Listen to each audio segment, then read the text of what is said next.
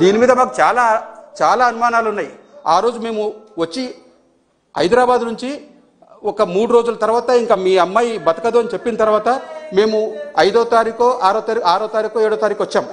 వస్తే వాళ్ళు చెప్పిన వివరాలను బట్టి చూస్తే చాలా వరకు సీసీ ఫుటేజెస్ కట్ ఇచ్చారు అక్కడక్కడ.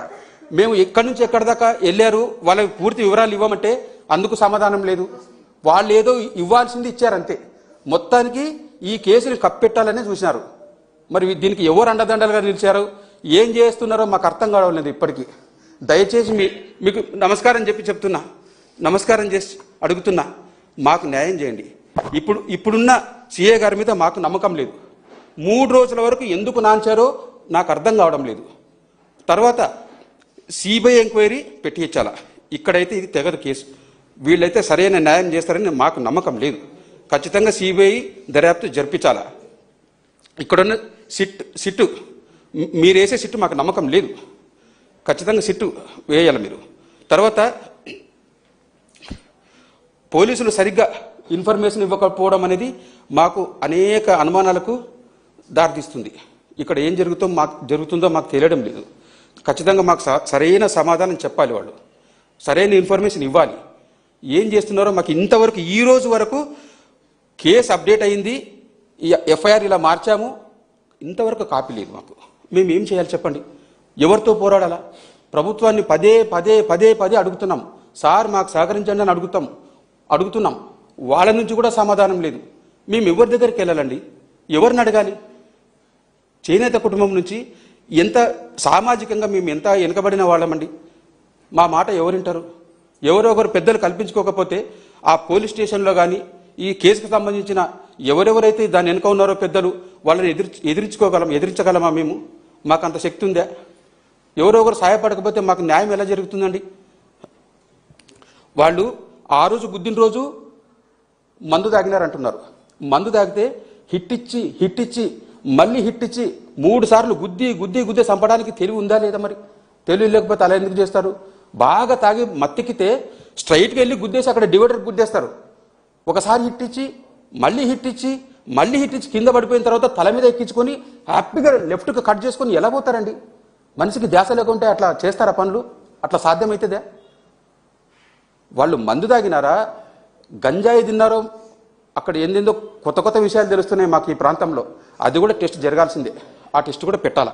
వాళ్ళు గంజాయి తాగితే ఎన్ని రోజుల వరకు ఉంటుందంట కదా, ఆ టెస్ట్లో తెలుస్తుందంట కదా, అది కూడా టెస్ట్ చేయాలి మాకు.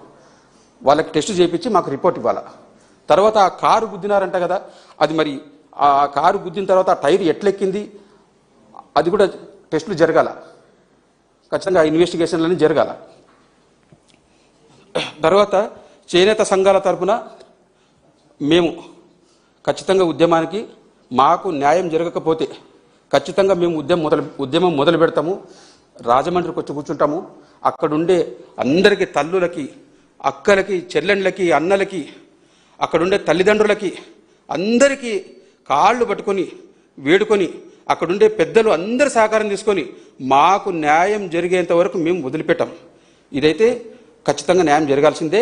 ఇలాంటి దుర్మార్గులను కఠినంగా శిక్షించి మరణశిక్షలు వేస్తేనే సమాజంలో మంచి మెసేజ్ ఇచ్చినట్లయితుంది. ఇంకొకరు ఇలాంటి పనులు చేయరు, సమాజానికి మంచి జరుగుతుందండి. ఈరోజు మాలాంటి తల్లిదండ్రులు ఎంతమంది ఏడవాలి? ఇట్లే జరుగుకుంటూ ఉంటే ఎంతమందికి మా కడుపు కొత్త విన్న వాళ్ళకి ఎంత అర్థమవుతుందో మీకు తెలియదు. ఎంత బాధ ఉంటుందో. అల్లారు ముద్దుగా మా బంగారు కొండని మేము పెంచుకున్నాం. 30 ఏళ్ళు పెళ్లి చూపులకి పిలిపిస్తే 2వ తారీఖు పెళ్లి చూపులు జరిగినాయండి అమ్మాయికి. ఆడపిల్లలు ఉండే తల్లిదండ్రులకు అందరికీ అర్థమవుతుంది మా బాధ ఎంతో. పెళ్లి చూపులు చూసుకొని మరుసటి రోజు రాజమండ్రికి వస్తే సాయంత్రంకంతా ఇట్లా గుద్ది చంపినారని తెలిస్తే మా గుండె ఎట్లా అల్లాడిపోతుంది. మేము మనిషిగా బతుకున్నాం కానీ మేము కూడా ఆమెతో పాటు చచ్చిపోయినట్లే. మాకు న్యాయం జరిగితే కొంత మేము బతికినట్లు. మాకు న్యాయం చేయండి. మాకు న్యాయం జరిగేంత వరకు మేము పోరాడతాం. అది సార్. సార్ అవును సారు చట్ట ప్రకారంగా వాళ్ళు ఏ ఉద్దేశపూర్వకంతో చంపేసినారో ఎవ్వరు తప్పించుకోలేరు. చట్ట ప్రకారంగా వాళ్లకు శిక్షలు పడేలాగానే మేము చేస్తాము. మీరేం భయపడొద్దండి, మీరేమి బాధపడొద్దండి అని చెప్పి మమ్మల్ని ఓదార్చడం జరిగింది సార్. అది సార్. అది వేస్తాం సార్. హైకోర్టుకి ఖచ్చితంగా వేయాల్సిందే కేసు అయితే హైకోర్టు. ఇక్కడ ఎందుకంటే ఇక్కడ మా లోకల్ కాదు, చూస్తుంటే పరిస్థితులు చాలా అనుమానాలకి దారితీస్తుంది. కాబట్టి ఖచ్చితంగా ఈ కేసు హైకోర్టుకి వేయాల్సిందే సార్. లేకపోతే మాకు న్యాయం జరుగుతుందని మేము అనుకోవట్లేదు. న్యాయం జరగని వారు కూడా సార్. అది సార్.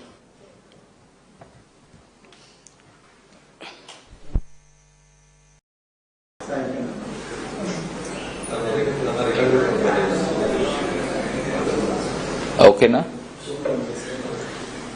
రెండు తెలుగు రాష్ట్రాలకి కూడా సెన్సేషన్ క్రియేట్ చేసిన ఒక దుర్మార్గమైన ఘటన రాజమండ్రిలో డాక్టర్ ప్రియాంక మర్డర్.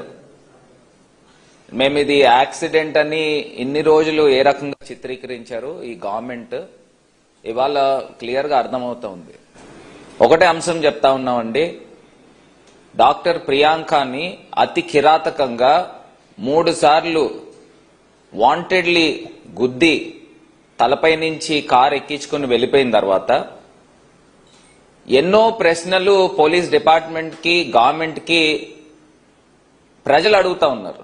దానికి వీళ్ళ దగ్గర సమాధానాలు కనబడట్లా. నేను అడిగే ప్రశ్నలు సూటి ప్రశ్నలు అడుగుతా ఉన్నాము.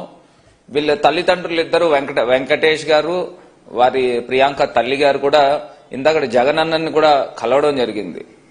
వాళ్ళు మనోవేదన, కూతురు చనిపోతే ఏ రకంగా ఉంటుందనేది జగనన్న కూడా నిజంగా మానవతా దృక్పథంతో ఆలోచన చేయాలి.